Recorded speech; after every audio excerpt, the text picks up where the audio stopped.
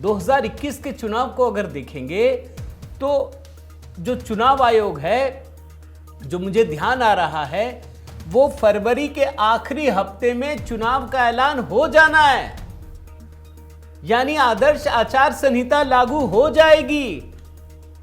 और ये इलाका कौन सा है दोस्तों? ममता बनर्जी खुद नंदीग्राम से चुनाव लड़ चुकी हैं और 2021 में उन्हें 1956 वोटों से हार का सामना करना पड़ा था।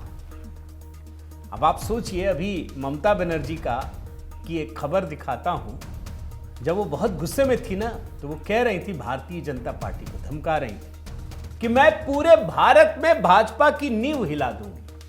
अब देख रहे हैं ना, अभी सर को लेकर और तमाम चीजों को लेकर कि मैं भारतीय जनता पार्टी की नींव हिला कर रख दूंगी, पूरे देश में खत्म कर दूंगी। अब भाजपा वाले और खास करके वहां जो विधायक हैं और तमाम नेता है भारतीय जनता पार्टी के, वो पूछ रहे हैं कि अरे आप भाजपा को पूरे देश में हिला रही थी नींव, यहां तो आपके गढ़ में आपकी नींव हिल गई, एक भी सीट नहीं मिला। और शुभेंदु अधिकारी तो अभी कह रहे हैं कि पिछली बार नंदीग्राम में आपको हिलाया था, आपको हराया था, अब पूरे पश्चिम बंगाल में आपको हराएंगे।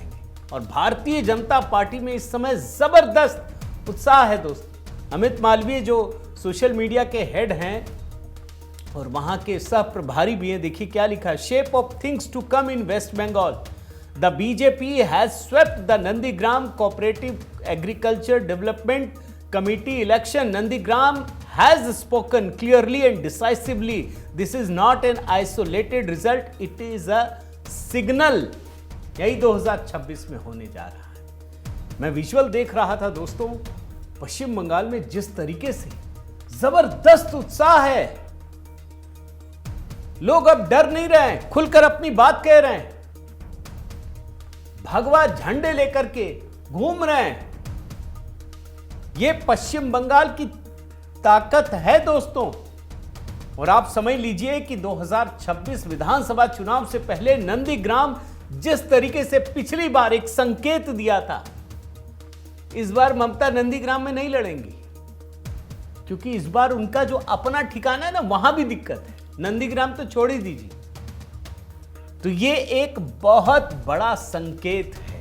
टीएमसी का खाता भी ना खुलना और बीजेपी का क्लीन स्वीप होना, यह बहुत बड़ा संकेत है।